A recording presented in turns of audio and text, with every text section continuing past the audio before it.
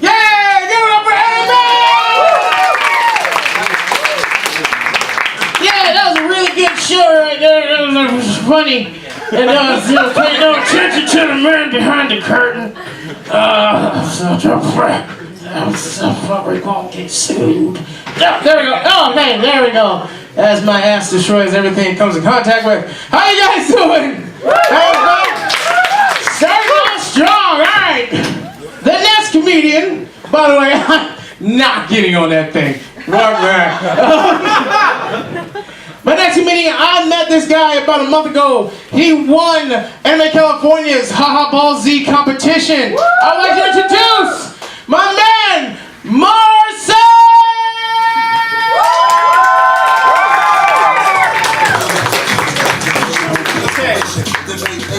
Okay, so just testing it out now. The stage can support my size of people. Okay. All right. So, thank you, Toyzilla. I'm glad to be here. I love performing venues like this, really nerdy things. Just because, like, when you go to comedy clubs, there's it's a great time to be a nerd. You know, we got Marvel movies every other month. You know, like everyone loves Star Wars, but there's some stuff just still too nerdy. You know what I mean? Like, I like anime, and whenever I say that in a club, there's always like a chill. Like I just took my dick out. Like, you know. It's like no one at the comedy store wants to hear me make jokes about Princess Tutu, which sucks. I have a bunch of Princess Tutu jokes, and you're all gonna hear them.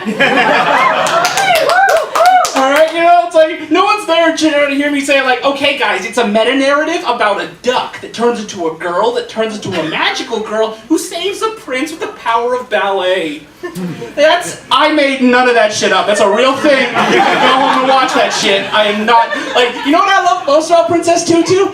Princess Tutu sounds like the fake anime title my dad comes up with off the top of his head to shame me for watching anime. You know, oh, what you doing, mijo? You watching Princess Tutu? And I'm like, yeah, Dad, actually I am. That's on your part. All right, come sit on down. Let's enjoy it together. And it's also weird doing like nerd comedy because like I'm Latino, and when you're a part of a minority, there's sort of like that pressure to come real hard, you know, to represent. You know, I feel like there's like that unspoken thing of like, you expect me to be real Chicano, you know? This is becoming like, órale vatos, ¿cómo está? Viva raza! Instead I'm over here like, hey, you know, the new Sailor Moon reboot just came up on Hulu. I think I'll binge watch that and compare it to the original series. Yeah. Okay. All right. I love like superhero movies. We got any Marvel fans? Woo! All right. We got any DC fans? Yeah! Get him!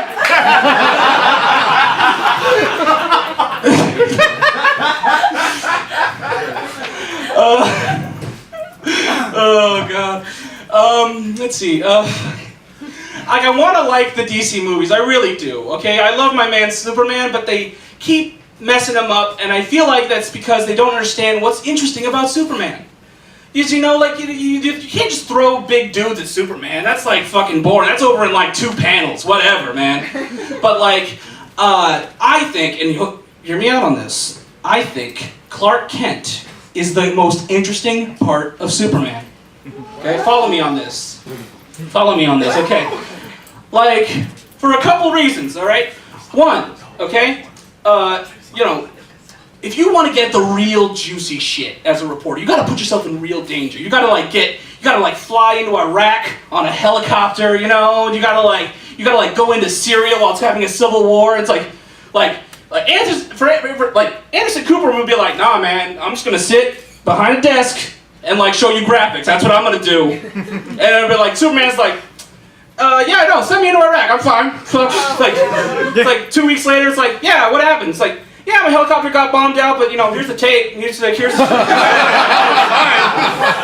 I'm good, guys.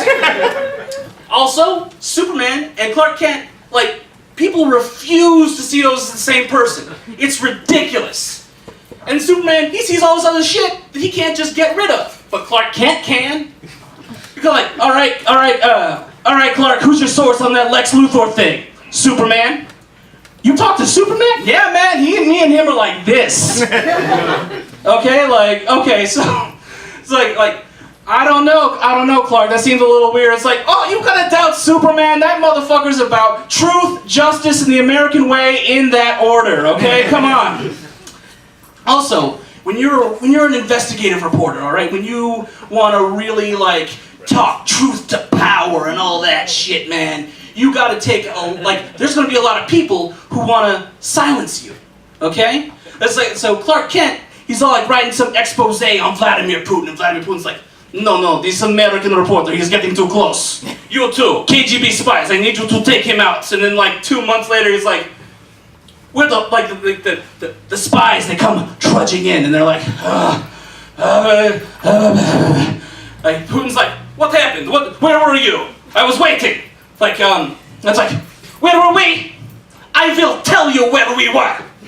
Okay, we go to America, we hunt down Clark Kent. We tried poison, nothing.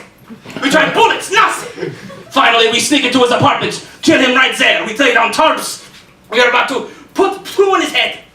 Okay? We take our eyes off of him for 1 minute, and suddenly he's gone, and Superman is there.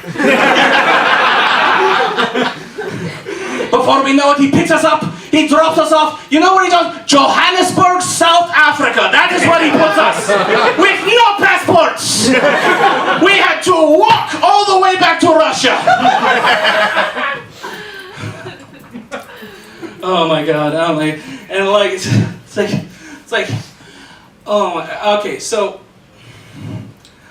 I'm kind of getting off the nerd stuff. I'm kind of religious. Okay, I'm a Unitarian Universalist. Woo! Yeah! So basically, we're just the sluts of worshiping. We just believe, you come into our temple, you preach whatever the fuck you want. We just very loose with our scriptures here.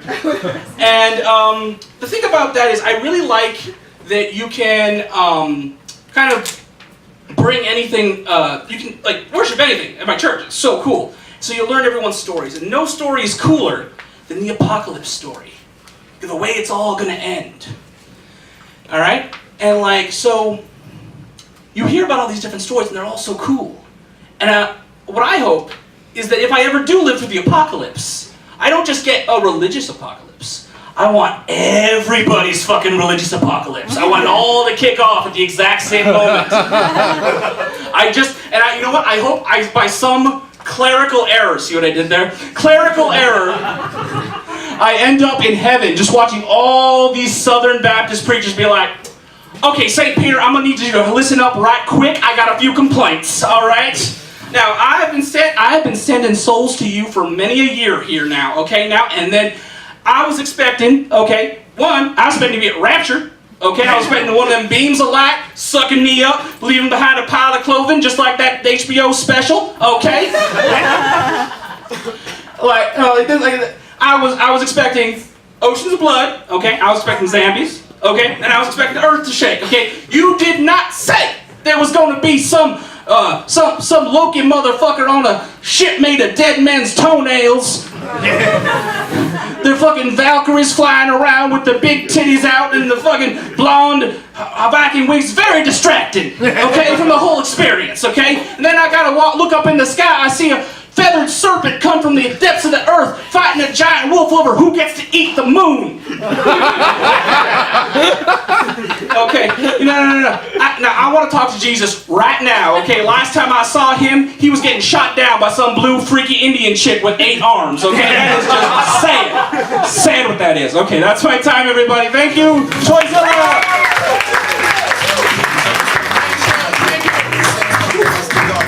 Give it up for